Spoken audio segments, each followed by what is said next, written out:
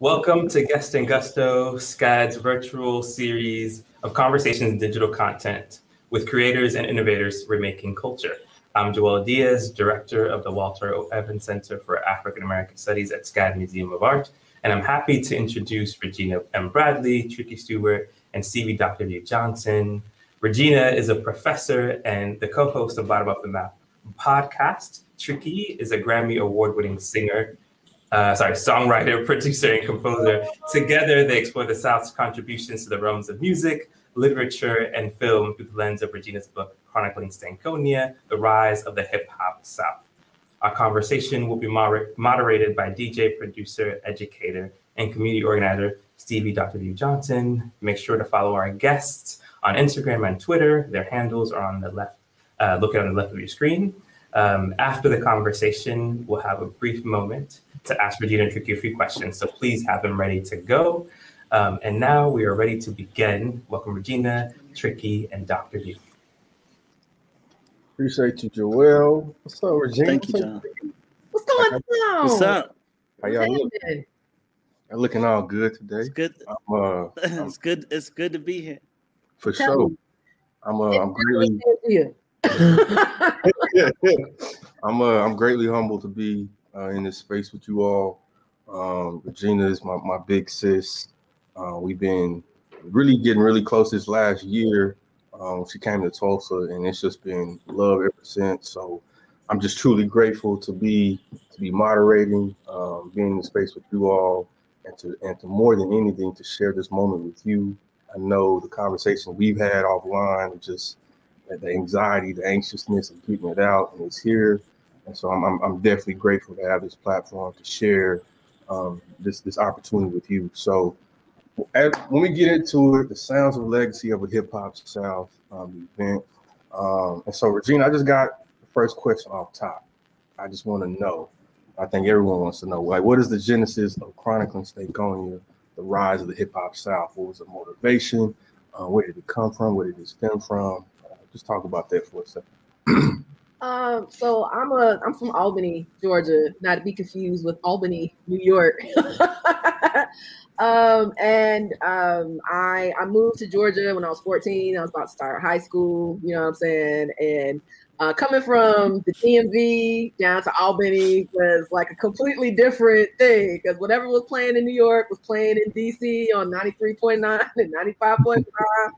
And I'm like trying to find my niche, find my role, you know what I'm saying? And folks are looking at me like, yeah, no, we ain't listening to none of them folks. So I'm like, out of desperation, I'm like, what are people listening to in Albany? So I learned quickly that whatever was playing in Atlanta was playing in Southwest Georgia. So I had to go from like the Wu-Tangs and the Wyclef Jeans and the Nas's over to the 3-6 Mafias and the Outcasts and the Goody Mob. It had to knock, you know what I'm saying? But the reason that I decided to write Chronicling Stankonia is, I mean, like, honestly, I feel like I've been writing that book since I was 14, you know what I'm saying? But being an academic and doing hip hop studies, there's a lot of scholarship out there on the Northeast coast and the West coast, but like, there is very little in place to talk about the South, and I am in my feelings. I really wrote the book because I was in my feelings. What about what Southerners have contributed to hip hop? You know what I'm saying? And seeing some scholars trying to use what happened in New York to talk about what was going on in the South, I was like, yeah, no, this ain't gonna work. You know what I'm saying? So it's part of it is making that connection between the academy and the culture. You know what I mean? But the other part of it is just, for me, is giving a love letter, giving credit where it's due. You know what I'm saying? Southern hip hop raised me, period. You know what I'm saying? And being able to academically write about it and actually critically engage, for me, the best rap duo of all time. You know what I'm saying? Is so very important. So yeah. Yeah. So yeah, I wanna bring in Tricky with this next question. So it's a two-part. Just can you all share your first memories of listening to Outkast? And in particular, like, what is stank? Like, how is that uniquely, like, Southern? Like, you hear stank, like, what does that mean? Talk about the first memories, and then, like, what is?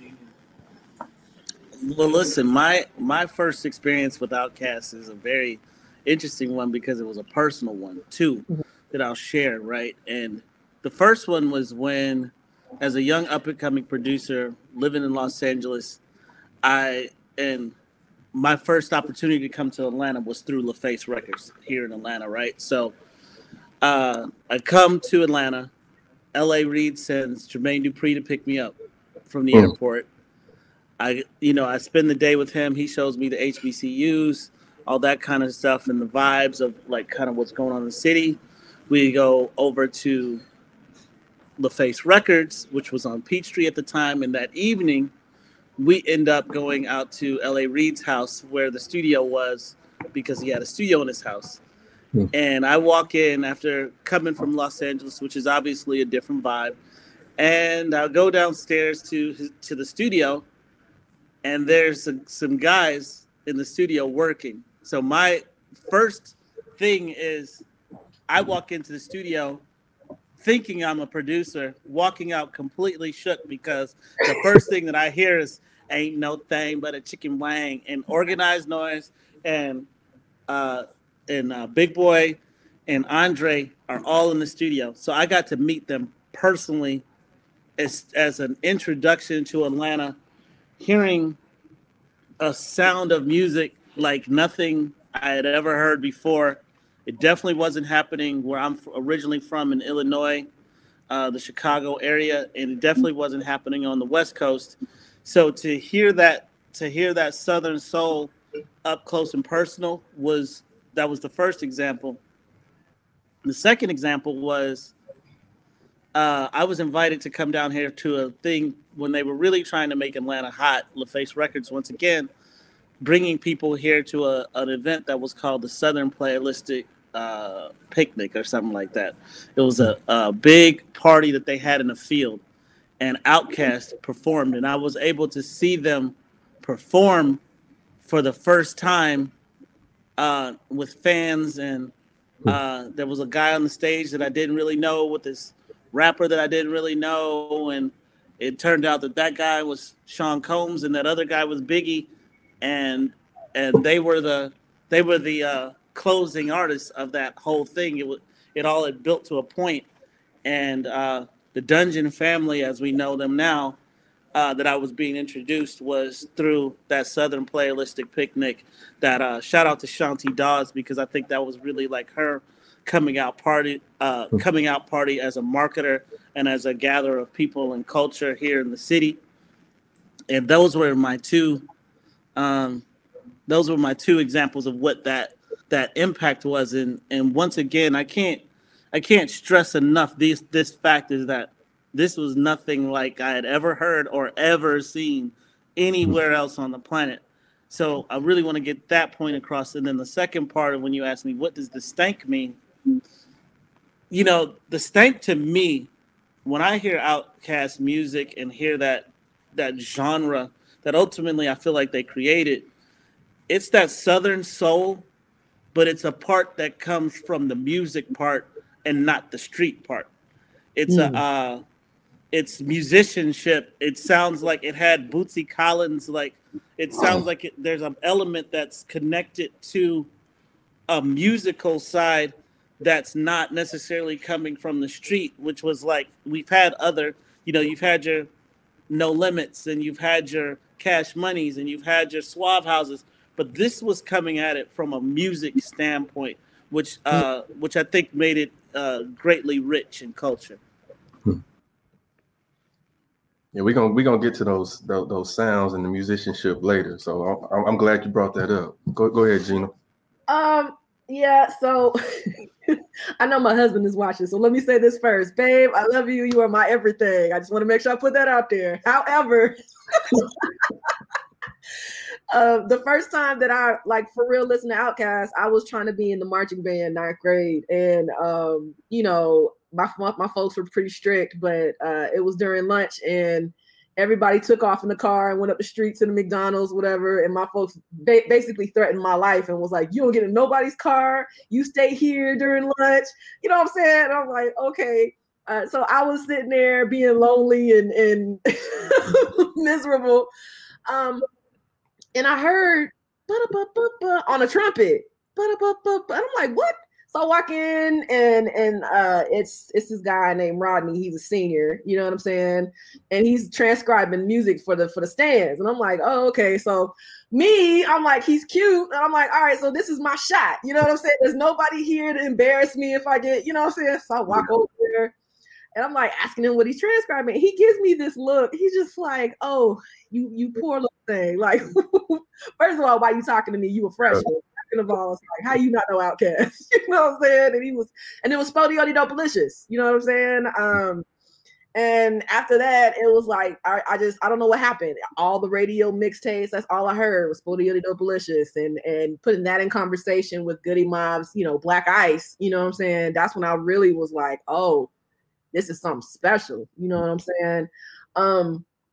But then like how Outkast was like basically the soundtrack for so many milestones in my life, from, you know, getting ready for prom, we were listening to Stankonia, you know what I'm saying? Getting ready for, you know, my husband would send me Prototype from The Love Below when he was trying to pitch Woo, you know what I'm saying? To the point where we got married to International Players Anthem, you know what I mean? So there's always been some kind of aspect of that. But in terms of the second idea of the stank, yeah, I just really kind of want to build on what Tricky was talking about in terms of, you know, the idea of the music itself. And for me, basically the idea of them bringing in the stank into the music is the messiness, right? Like one of the things I try to teach my students, and what I tell folks in general when I talk about my research, is like, you have to understand that there is this very popular kind of flat, sanitized idea about what Southernness is and Southern Blackness is.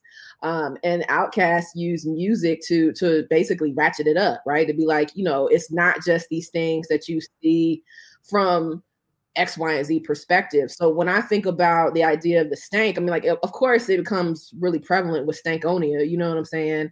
But even before that, you know, going back to what Tricky was talking about, the role of funk music and how they, you know, up the ante, so to speak, you know what I'm saying? And putting Organized Noise in conversation with folks like Parliament and George Clinton and Brick, you know what I'm saying? And recognizing the fact that the music that they were creating didn't happen in a vacuum. You know what I'm saying? It's part of a larger legacy that's in place with the city of Atlanta and music in particular. You know what I'm saying? Like, I didn't realize until years later why my dad was such a big funk fan. Is because so many of the funk artists that he was listening to, from SOS to Cameo to Brick to Gap Band, were regularly in Atlanta. You know what I'm saying? And that gets picked up on by folks like Sleepy Brown because his dad's in Brick. So he's actually at these concerts kind of absorbing it and getting it in, you know what I mean? So that by the time we hear an adult Sleepy Brown and that beautiful falsetto that he has, of course you're going to be able to connect to folks like Curtis Mayfield. You know what I'm saying? Because he was actually, you know, around that. But ultimately, I just think, you know, calling something stank is a distraction. It's an intervention. It's an ability to break something open, to have a larger conversation and not just try to be polite or politically correct or respectable, which are things that are often associated with thinking about the South. And they're like, nah, all that needs to be pushed to the side to have these for real conversations that we're having, not only in the lyrics, but also in the actual production itself. Right, right. So I think this is a good segue, because, you know, this is I read the introduction of the book, and I think I messaged this to you. I think I may have posted it on social media too, but you said something that really touched me, and I want to flesh this out. So you said, you know, the contemporary Black South remains uncharted terrain. You said Southern hip hop de-romanticizes the mountaintop as prime real estate and works it for what it is, an entanglement of race, place, and privileged memories that attempts to thwart the ideas and reflections outside of a suitable Southern spectrum that remains closely tied to the socio-historical boundaries of a Southern imagination. Like, those are bars just off top. Like, yeah, I said that. Yes. Yeah, you said that. Like, for real. So I just absolutely. I just want to, and me personally, as a DJ and producer, like, it's really hard to like find the language, like written language. But sonically, I can convey it, but it's hard to convey it in words sometimes. So I want to just flush this out. One, like, what are you referencing in regards to the mountaintop? Like, could you explain that, like, for the viewers who may not know it? And Tricky, if you have anything that you want to add to that, you can as well. But like, what is the mountaintop, and what is this this idea of de-romanticizing about the South and the hip hop South? So, folks are familiar with the idea of the mountaintop. It comes from Dr. King, his metaphor, I might not get there with you, this idea of reaching the mountaintop, you know what I'm saying? In particular, the speech right before he was assassinated is what I was referencing. But I think what's kind of fascinating is that there is this expectation that because we had the civil rights movement, it fixed everything. So we're on the mountaintop, and what Southern rap artists do, whether it's calculated or not, is this representation like, yeah, okay, we might be on the mountaintop, but this bit ain't flat. You know what I'm saying? Like, it's not a standard roadmap. It's not blueprinted out. This is how we move forward. There are challenges and experiences that happen that older generations of Black Southerners didn't prepare for, you know what I'm saying? Or that we're pushing back against. So when I think about, Outkast and Goody Mob in particular, you know what I'm saying? Where, in songs like Get Up, Get Out from Southern Playlistic, they're talking about these touchstones that have resonated in Jim Crow era and older Southern Black folks to place upon younger generations. Like, there's this idea of exceptionalism, you know what I'm saying? Like, we rightfully protested and sacrificed for you to be exceptional. And then the challenge becomes, well, what if we can't be exceptional because, one, that's not the way we want to be exceptional. Like in my house, it was you had to go to school, like your books was everything, you know what I'm saying? But if you didn't have that type of support system like I did, you know what I'm saying, then education wasn't the gateway to success. It might have been the trap. It might have been, you know what I'm saying, something else that wasn't necessarily seen as quote unquote respectable enough to be considered making full use of achieving this idea of the mountaintop. You know what I'm saying? And the thing that I love about Southern rap is that it fades away all of those ideas of respectability. And respectability in this instance is just those things that make you seem to be respectable, not only within a white gaze, but also within an older generation. You know what I'm saying? So like for me, of course I check off the boxes. I'm a Ph.D., I'm a college professor, all those things, but that's not the totality of who I am. I also still have friends who aren't PhDs, who are still in the trap, who are still being dope boys, who are still doing X, Y, and Z, trying to make it to get by. That doesn't make me any better or smarter than they are, but that puts me in a particularly different level of vision, right? And there needs to be a recognition that the civil rights movement didn't fix everything. So like when I say it de-romanticizes, I'm not suggesting that the civil rights movement wasn't significant, because it was, but there also needs to be another part of that conversation that recognizes that the civil rights movement didn't fix everything. You know what I'm saying? And there wasn't any real public space to have those types of conversations. And rap artists took advantage. You know what I'm saying? Like, we're like, well, what happens if I get a GED or don't graduate at all? You know what I'm saying? Like, you got Drake talking about, I never smelled the aroma of diploma. You know what I'm saying? How do we speak to these differing communities that still exist, but are being pushed to the side in favor of this more collective, idealistically uplifting idea? And rap puts all of those in conversations. But I want to throw it over to Tricky a little bit, because he was actually in the studios, like helping to make these beats. You know what I'm saying? So I'm kind of curious about, you said earlier that you weren't from the South, and you kind of got this crash course when you went to the Southern Playlistic picnic and LaFace. I'm just kind of curious, did you have an expectation for what you thought Southern rap was supposed to do? Like how it was supposed to sound before you actually got to work with some of these artists, and what changed? I didn't have an expectation, because for me, the way that I come at it is music, right? And I've always just gravitated towards what spoke to me. And at the highest level of me being a music producer, Outkast checks those boxes for me. Like, and that camp particularly checks all the boxes of greatness, from like, whether it's lyrical, whether it's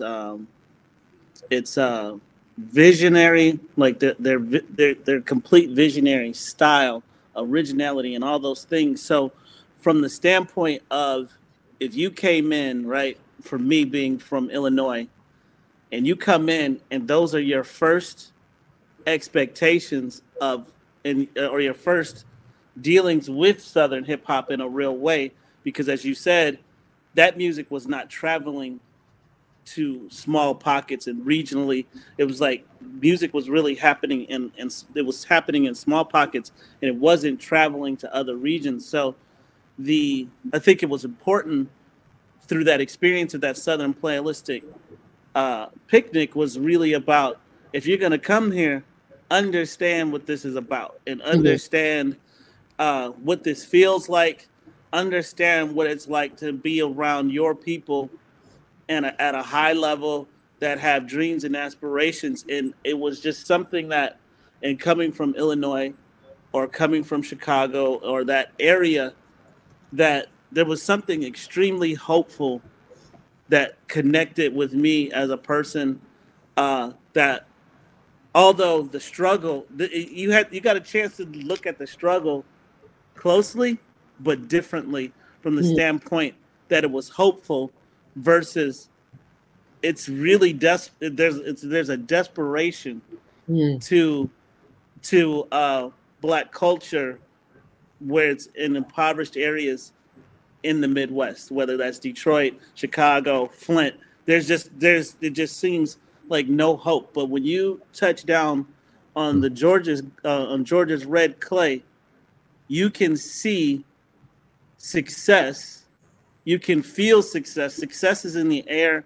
And all of a sudden, for me, ideas started happening because there was a spirit of hopefulness that came through the music that kind of made it that I'm here and I can do something, because there's things here that don't exist, you know, and that's what became the opportunity, and that's why I particularly gravitate towards Atlanta, and want to spend my time here. You know you got to come into this though, because as a producer, you thought I was gonna bring you in the conversation. Yeah. But no, like real talk. I mean, you know, coming from Longview, Texas, you know what I'm saying? It's a different part of the South. You know what I mean? Mm-hmm. Like, you know, as a producer, how does that impact you being Southern? How does that influence how you think about the music, how you put it together, all that good stuff? I mean, I think it just starts with the intuition and discernment within. I mean, Tricky was right on point about like this. It's spiritual, this ancestral like body of work. Like you have to be on the red clay, and you got to feel it, you got to hear it, you got to sense it. It's just a natural emotion and a reaction to like the sounds around you, and just really just being present in the moment. And so, yeah, like it is something like it's you mentioned something I believe in the book about privileged memories.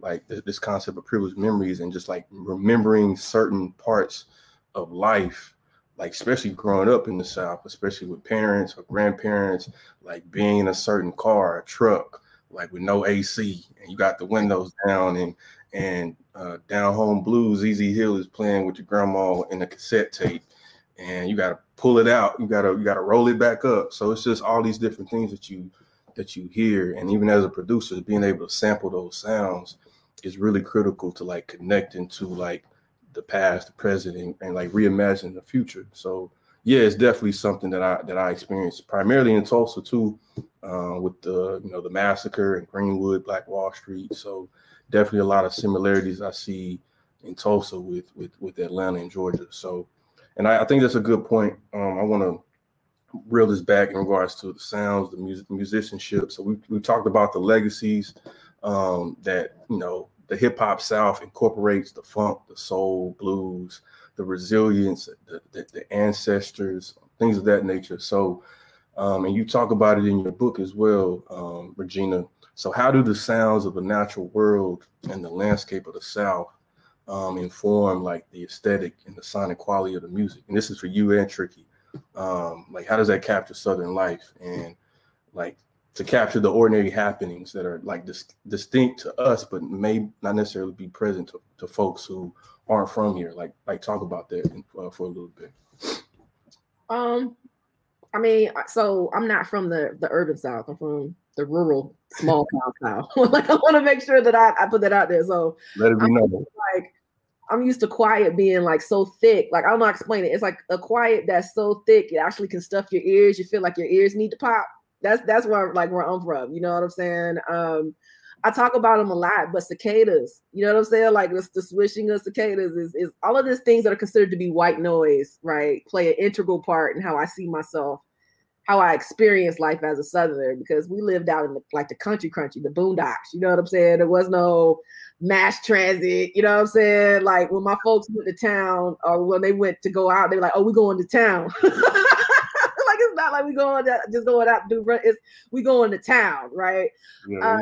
But I mean, like I think that you kind of touch on it. It's just an ability to sonically pause and reflect about what's being presented. You know what I'm saying? So like that white noise that you might hear from something in the Northeast, like the sound of a subway train going by. Like I'm thinking about Illmatic in particular, when it first opens, you know what I'm saying? That's what you hear is you hear the sound of a subway car rolling over the third rail, you know, and you're like, oh, okay, I immediately know where I'm at, you know what I'm saying? In ways that, if you listen to Outkast, especially that first album, I'm thinking about the Welcome to Atlanta interlude. They're on this airplane, probably Delta, that's like, yo, we're over the city of Atlanta. Like you hear the air static, you know what I'm saying? And me being from Albany, when I listen to Field Mob, you know what I'm saying? I hear not only the diction, but also like the sounds of Albany, the quiet. And I feel like one of the things that Southern rap does really well is utilize the idea of quiet and silence. And it's not necessarily just dead space. It's time to reflect. You know what I mean? So like if I'm thinking about some like, Goody Mob talking about Free or Liberation on the Aquemini album, you know what I'm saying? The quietness of it makes it seem like it's not only like an extension of a church service because, we're rooted in church down here, the Black Bible Belt, you know what I'm saying? But also it's an opportunity for the listener to catch up with everything that's been presented. It's not necessarily like, read the program to yourself type thing, but it's an opportunity to be like, we just threw all of this information at you. We just threw all of these stories at you. Now we want to give you some time to actually sit and reflect on what it is that we've told you. And nobody really does that like Southern and just Southern music in general. Like I'm thinking about like, how like Isaac Hayes and them will have like 15 million minute long instrumental interludes before they say a thing, but exactly what the song's gonna be about, exactly, right? Like those extended interludes, those instrumentals. Setting the tone. Yeah, it sets the tone. And I feel like, natural sounds and quiet sets the tone, you know what I'm saying? And the great thing is that we usually don't think about the South as a quiet space. You think about the knock in the trunk, you think about the car test, but when we do give you quiet, you know what I'm saying? It's intentional. It forces you to really consider the magnitude of the artistry that's being presented. And I think that's real dope. Sure. Tricky, you got anything to add on that? I just think from the standpoint of it's the soul, there's something in your DNA that Southern music going back, like she was talking about to the Curtis Mayfields and to the Ray Charles and the James Browns and all that just speaks to the soul. And I think Outkast and the Dungeon Family was able to encapsulate that absolute soul and give it context sonically, like Regina was speaking about what it felt like to be from the South, whether you were here or not. Like when they I know it, but I'm not going to say it. But there's certain things that they say that are so put you right in that place. And I think I liken it to what it meant when the first time that we got NWA. And it was like what NWA, what that felt like to be like for all the people that were never going to touch that hood in Los Angeles. That was the exact same context that I feel like Outkast was giving us through their music and through their art form. Mm-hmm. For sure. So I wanna get on your bandwagon, Tricky, and talk about you for a second. Because I mean, you're part of the South too. So obviously, for those who may not know, you were credited as a co-writer on JT's Money. Who that? And I'm gonna be honest, man. It's 2021, and who that still get played like Still not. off the rip. So, and I just want to like just talk about that experience, and more in particular, like the concept of who that, like just the phrase alone is Southern. So I think in addition to that, just talking about that experience, like, and Regina, you can come into this as well. Like, can y'all describe like who that means, but also like what is the difference between South and Southernness? Like, can y'all kind of flesh that out for us? Well, I'll speak to the first part of what you said. I think, who that was created from the ideology of really me being like kind of like an arrogant ass musician. Like it was out of frustration a bit, like coming here thinking that I knew something, and all this stuff that we're talking about is very poignant because it led me to what I know now. It led me to understand what it means to make hit records, which is the audience is right? The audience is right. It's not the chord that you want to play or the musician that you want to be. The people get to pick, and Who Dat was a record that was created from a place of, if you can't beat them, join them. And it was like, I need to get me some of that. Like I'm looking at all the people, I'm looking at Outkast, everything that everybody's doing, and like I said, I was being recruited because at this time, this is a university that's being built in whether it was you had the organized noise side, you had the Dallas Austin side, you had the Jermaine Dupri side, and then you had our side of Red Zone, and we were given the same opportunities. The difference between our opportunity and their opportunity was that they were tapping into the culture of what it meant to be from the South, and I was trying to write great songs. So at that point, that's when I first started to understand why it's important to be cultural and music as a Black musician, because that's where the unexplainable, when you put the unexplainable feel in your song, that's the thing that record companies don't have a defense for, because the people truly speak. So that record was turned down by labels, like, because they didn't understand it, and there were really high end things that were going on, and the record kind of got out there because Tony Mercedes, who was the guy that had specialized in that type of ground up music, heard the record and really had a reaction to it.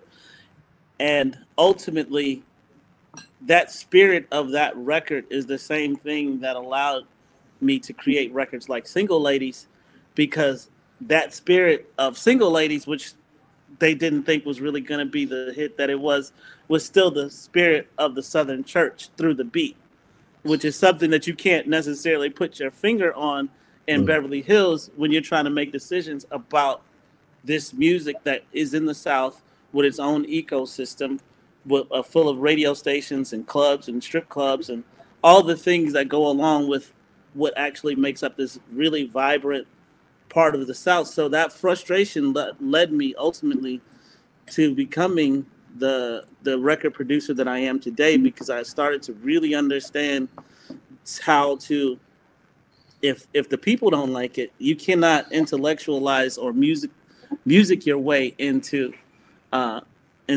extremely relevant music. And the Who Dat tag, as far as the title, I want to say that belonged to my man Dre Davis. That we ended up, that he's a road manager now, but I think that's like the only song that he really ever wrote. And we were just kind of in the studio. We had started living a lifestyle instead of coming at it as musicians. We had started to move around. We started to go to the clubs. We started to see what it felt like to be in there when those records were dropped, and that kind of led us to that phrase. And so it was the taking the musicianship and everything that I knew about being a good record producer or trying to make music, and then meshing a lifestyle with it. that truly made that record pop. And I can't remember the second part of your question. It's all good. It's all good. No, I mean, just to give flowers while I can, you know what I'm saying? Came out in '99. I was freshman in high school. And that was, I mean, like that was the go-to jam for the football games, for, you know what I'm saying? I mean, like, I think in addition to everything that you said, I'm like, if I hear who that means folks will kind of like raise up a little, like, what's about to happen? Like, like you know what I'm saying? He's like, who that? You know what I'm saying? Like, you need to announce yourself. You need to make sure you tell us what's going on. You know what I'm saying? Yeah. So, I mean, like, there's that part of it. And then, I mean, like, even just the genealogy of who that, you know what I'm saying? I mean, of course, if you're a Saints fan, you know what I'm saying? There's that part of it. But also, I mean, like, I'm thinking about when Jeezy picked up who that, he like, we that. You know what I'm saying? Like, as that, like, that call and response that you were talking about. So, I just want to answer the second part of your question, you, because Tricky, he smashed that. Like, I don't have nothing else to add to that. What are you going to add to later? Nobody remembered the second part of the question. The idea of southernness versus southness, like southness is the physical location of the South, the physical region, you know what I mean? Like if you're thinking about like a regionalization, you know what I mean? Whereas what Southern rappers do is cater to this idea of southernness, which is a concept, because a concept is mobile. It can move, it can jump around, you know what I'm saying? So I really think that on top of the idea of southernness as acts of community building, and I think that's one of the things that really makes Southern rap stand out from so many different areas. And not saying that, you know, people wasn't people, but I mean, like, it's different down here. You know what I'm saying? Like, when folks collaborate, like, we collaborate. You know, like, you coming over, you meet the mama and them, like, this is my people, this is my kids. Yeah. So I think that the ability to be able to commune is at the heart of that idea of southernness. And exactly what Tricky was saying, like, you can't manufacture that if you're not from here. You know what I'm saying? Like, it's just it's different down here. But when Tricky was talking, the thing that I was thinking about, and this is something that I want both of y'all to kind of speak to, because y'all have been in the studio recently, is when I think about being in the studio, especially in the 90s and the early 2000s, it seemed like there was that community building that was taking place, where now we're in a digital era, and all you do is you can send a file to somebody and they can get it and they can record it and send it back. So I'm wondering, you know, do you feel like that idea of community building in Southern rap has shifted because we're in social media? And if that do you feel like that takes away from the music at all? So you want to go first? I think there was a point where that was kind of going on, but at the end of the day, like, I think the collaborative process has been something that has moved on to a different way, and because there's a digital element, there is some there are some connectivity issues from time to time, because I'm not playing the bass and you're playing the guitar and this person is on keys, and because people have to sit there with a mouse to get, you know, their idea out, there can be without chemistry, there can be a lack of connection particularly that part. But to speak to the element of collaboration, I think the artists are collaborating at a very high level. Like, as far as getting together, doing features and things like that. I was at my studio last night, and it was just to see the people that were coming in there. I don't want to name any names, but it was just one of them nights where it's like, oh, like, y'all know each other like that? Like, okay, I didn't know that y'all rock like that. And so I think the artists are doing it, and I think that collaborative process has taken just it's going to take a little bit of adjustment on the production side of the producers do trade files back and forth, but there's something that I would liken to, like, you know, the alley-oop in basketball. There's certain things that just happen because of the feel. And that part of it is that part that I think we gravitate towards in the music that really makes us feel a way. And right now, there's a lot of music that makes us feel the same way because the equipment is being used the same way, and it's the emotion of the music is kind of a little repetitive in certain ways, but at the same time, I think it's about the evolution of that equipment and how people will utilize it moving forward that will get us different. That, I mean, look, I've been listening in preparation for this conversation. I've been listening to this Stankonia album, and it's like, and I listened to Love Below last night, and it's just like, you're like, come on, man, seriously, like seriously, y'all was that good? Like, I mean, just the interludes to give context, like to just thought process and things, and so that connectivity, long story, but I think it is there. I just think it exists more on the artist side of it, and I think the production writer side of it has to find a way to do it a little bit more fluidly in a digital world.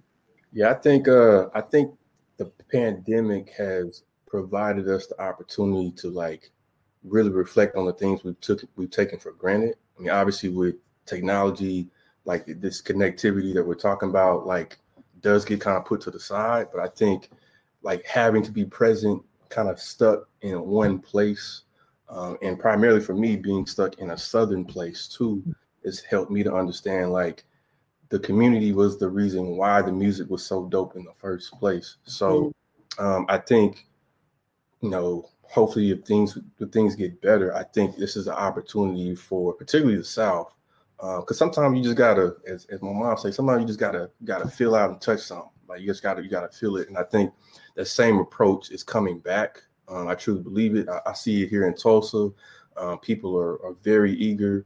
When you think about Black Wall Street and what that represents, the state of mind, I think it truly provides this opportunity for people to be like, yo, we can't really make it out of what we've been through if we don't all come together and collaborate. And do the dynamic things that those artists and creatives and producers are doing in Atlanta and Georgia in particular. So yeah, it definitely is communal for sure. But I think especially once this pandemic kind of gets out the way, I think you'll see more people really gravitating like, yo, like you got your vaccine? Okay, bet. Like let's really get this going. So yeah, I definitely see it for sure. Let's switch gears a little bit, just a little bit. But we're talking about Southern hip hop, obviously, but like this idea of undoing expectations. So, Tricky, you talked about, taking the Who Dat record to the label, them not really understanding it. So this concept of undoing expectations. So let's travel back. Obviously, we got to talk about it. The 95 Source Awards. Can you both discuss the moment Outkast won Best New Rap Group, the significance of it, and how it shifted the expectations like of hip hop as a whole? Kind of talk about that. I mean, it was a huge moment. It's an iconic moment for Southern hip hop. Obviously, I just think it in that moment, you realize that there's people that take ownership of things that they think are theirs, and sometimes we don't like how far those things travel. And there's art forms all the time that get created, and then there's an element of someone taking it to the next level. The honesty of those voices and the change of fashion and the change of dialect and just the overall sensibility of music, because the sensibility of music that Outkast was coming at it with was so elevated from a musical standpoint that it wasn't your daddy's old hip hop no more. You know what I mean? This wasn't sample it, and like this was real creativity. This was people taking chances. This was people playing with their voices. So there was jealousy, there was envy, there was you see where it is today. They saw that coming. This is something that changed the ecosystem, and it particularly changed it for the region of the country in which that statement was made. And there's been a real change to that. Even the people that live there that are legends couldn't survive in that city trying to make hip hop. So this was that beginning of that culture was a real knockout blow to what we knew of New York hip hop, I think, as we knew it. And I think they knew it. And I think that's what that contentious energy is. And I say is because it still exists. They still want to pretend like it's a phase and a fad. And I talk to people all the time. Why is like, that? That's a whole nother conversation. But that's as my mother would say, that's a whole nother pot of coffee. But ultimately, there's a difference between Northern hip hop and Southern hip hop, and I feel that in that moment, that was the iconic moment that said, "Hey, you know what? We're here." Like no different than the moment that Isaiah Thomas had when Michael Jordan took them over. It was like that, and Isaiah ain't over it, and Mike ain't over it, and no matter how they look at it, you answered the question without even answering it. Like that was it. Those same people to this day have a hard time coming to Atlanta, staying in our hotels, and eating in our restaurants because they just resent it a bit. They'll come here even when they're on major tours and fly to Miami every night, even if they got 3 nights in Atlanta. They don't want to stay in this city because of what those blows represented, and it still exists right now. I mean, how do you beat that? I mean, like as soon as he was talking, I was thinking about the Michael Jordan meme from The Last Dance. He was like, and I took offense to that. The only thing I want to add real quick is that I feel like, that was the rallying cry, you know what I'm saying? But it was such an adamant declaration of self. Like, yeah, we know where we at, you know what I'm saying? And I said this on Hip Hop Evolution, and I'm saying this now. Like, Big Boy is the biggest instigator in hip hop, and nobody recognized it because he looked at Dre and was like, "So what's up?" Now, if you ask somebody Southern, "So what's up?" that means you trying to fight, you trying to whoop my ass. You know what I'm saying? And he gave you the short, succinct. You can tell that he was already over it. Like I feel like we already were looking at Andre 3000 that way because he was already over us and them. He was like, "Look." That was Gina May right there. That's what I'm saying. You know what I'm saying? And I think the other thing that I would add to that, though, too, is, I mean, to the point where it was everybody kind of sat up a little bit straighter and was like, oh, you know what I'm saying? And Tricky calling it out like, yo, there are still folks in their feelings. You know what I'm saying? This ain't a fad. We ain't going nowhere. But ultimately, I think what bothers people is that because the South, especially for Black folks, is supposed to be traumatic all the time. Like it's supposed to be nothing but victimization. Like you're supposed to come down here, you get off the plane in Hartsfield, you walk outside, and then you just see folks singing, Negro spirituals and in overalls, and like, we still trying to overcome. And it's like, no. You're gonna see me in this new Jag, you're gonna see me in this new, you're gonna see this new. Right? You're gonna hear this bop, you're gonna hear this trunk knock. And they don't know what to do with that. Like, I think that's the thing is that people still feel like Southern Blackness is illegible. And because it's illegible, it makes it traumatic. You know what I'm saying? And meanwhile, Southern Black folks is like, yeah, okay, that's what y'all think. We still down here cooking. You know what I'm saying? Like, we put it in work no matter where you land. We're all in conversation with each other and we ain't going nowhere. And I think that's what folks are waiting on is the collapse. But let's be real, the collapse happened back in the 90s before we jumped in it.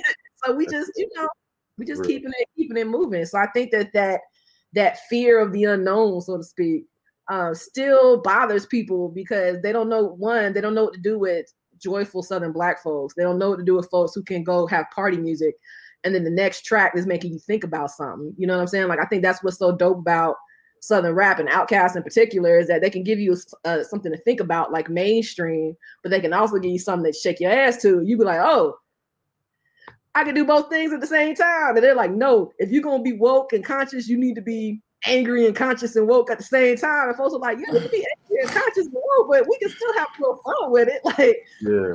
Yeah. I just want to point this out too, because obviously we're having a conversation about Southern hip hop, but when you start talking about just music that comes from this region and some of the biggest records, like when the Esther Dean is from here, and who wrote Fireworks for Katy Perry. The Dream is from here, who wrote Umbrella for Rihanna. Jonte Austin is from here, who wrote We Belong Together. And like, these are some of the biggest records of the decade from a songwriting standpoint. And it's just the level of diversity that we have within even our own musical sounds as it pertains to hip hop, because even though they're the same camp, the study between Outkast and Goody Mob is like, it's a whole different type of Southernness, like that they're coming at it. Like, it's a whole, like, it's still Southern, but Goody Mob comes at it in a different way. And I just think overall the celebration of the creativity, the resilience, and the freedom to be able to do what we do. You have people here that like Arrested Development, and one of the things that I love about being in this city as a creator is that when people ask me, well, what kind of record do you want to do? I'm like, you're from Atlanta. You have the autonomy to do anything that you want to do.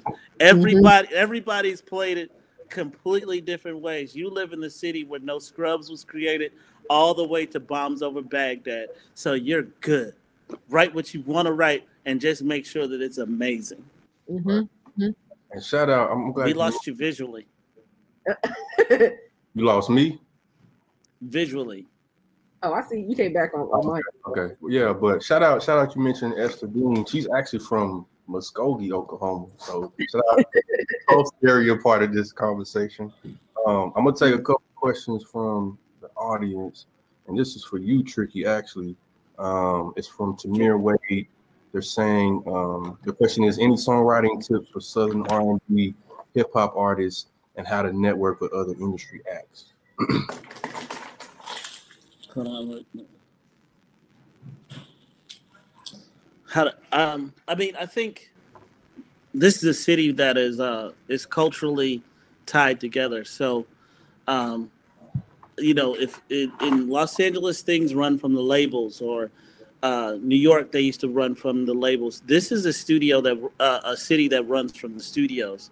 The creativity, because we don't have labels, the place that you need to get to is these recording studios where all this collaboration is going on, and as well, there's a lifestyle. There's a lifestyle that goes on with this, and there's an element of just bumping into people and knowing where people are going to be, and there's an element of, just having a jump drive on having a couple jump drives handy with 4 songs on it, and getting your music to people.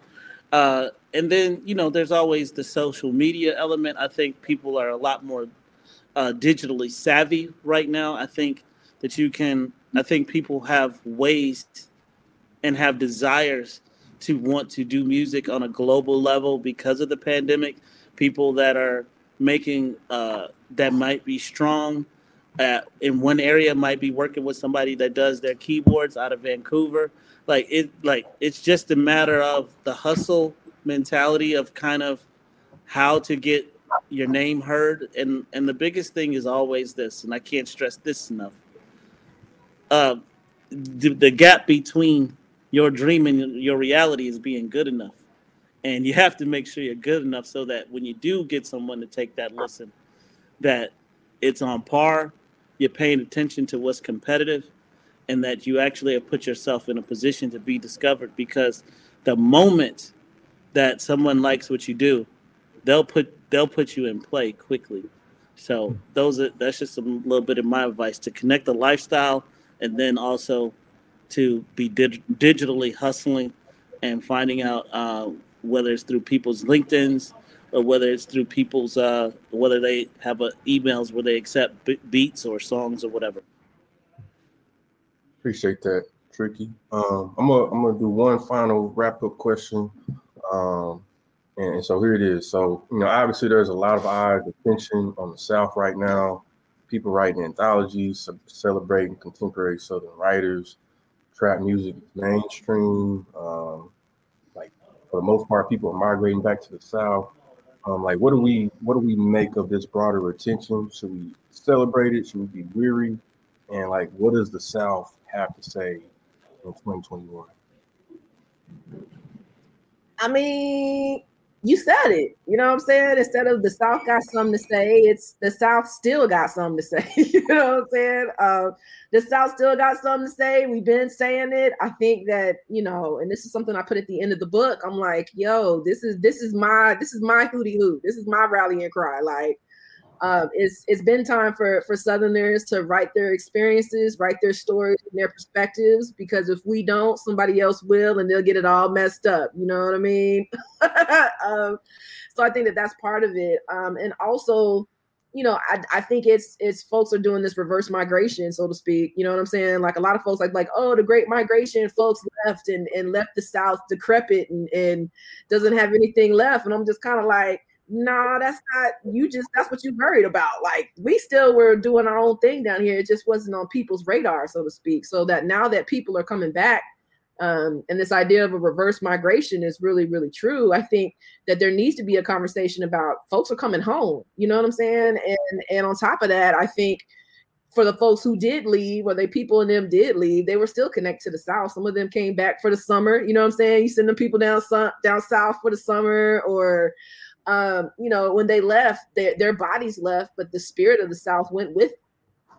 Like, thinking about Isabel Wilkerson's book, The Warmth of Other Suns, like you can literally show where people went based on what part of the South they were in. If you were in Chicago and Detroit, you had people in Mississippi. If you was in LA, you know what I'm saying, or in New York, you know what I mean? Like you have folks from Alabama and Georgia. So it's kind of like the culture continued to move. It's just the people didn't mobilize in the same way. And I think that we're having these conversations, or now we need to start having these conversations about what that looks like and how that is influencing how we understand Black culture and how Black culture moves and is fluid and vibrates. So we're gonna slide in one more question from the homie Dana.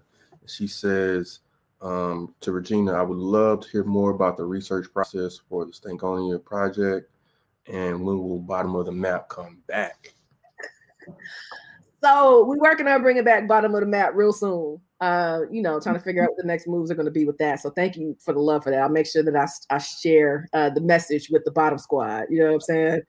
But the research process, I mean, it was kind of difficult because I had to stop second guessing myself. The way that I approach the project isn't like how people think about academic writing. Usually you think about academic writing and research, it's stuffy and it's full of footnotes and you always are saying X, Y, and Z. But the thing was, I didn't have X, Y, and Z to cite because there isn't X, Y, and Z out there.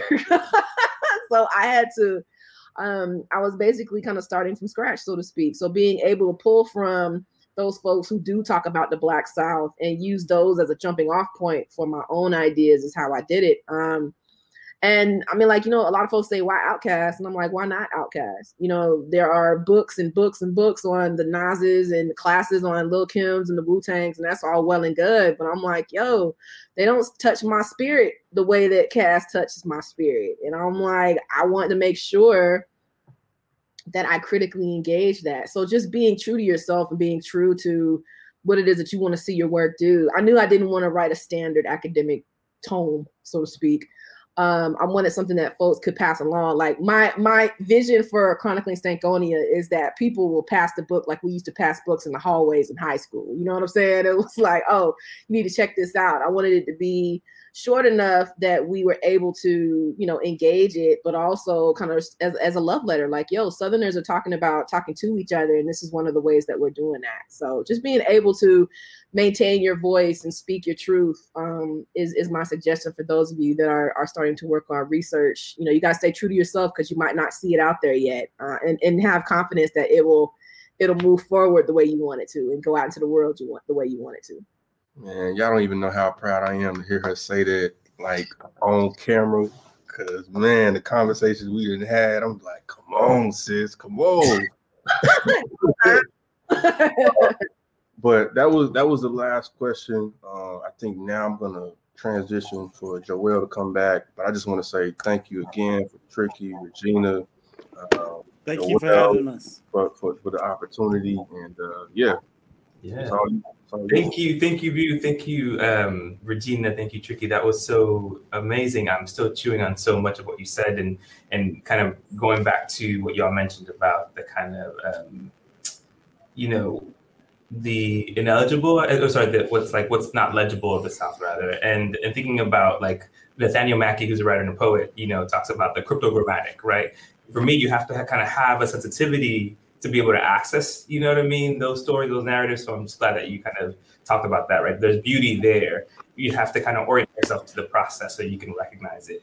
I just want to make a note to our audience members here that as a gift for attending today's event, we have a promotional code for Regina's book that I'm going to add right now. So they can go to UNC Press, visit their website, and then you get a promotional code. Again, I want to thank you, Regina, Tricky, and View. Thanks to all of you for being here. And please join us on Monday, February 15th at 2 p.m. We'll be discussing inclusive design with SCAD grad Lynn Hooper. Have a great day. And again, thank you all for being here. Cheers. Regina. Yes. Can I get one? Say less. I got you. Say less. All right. Cheers. Thank you, everyone. Be well.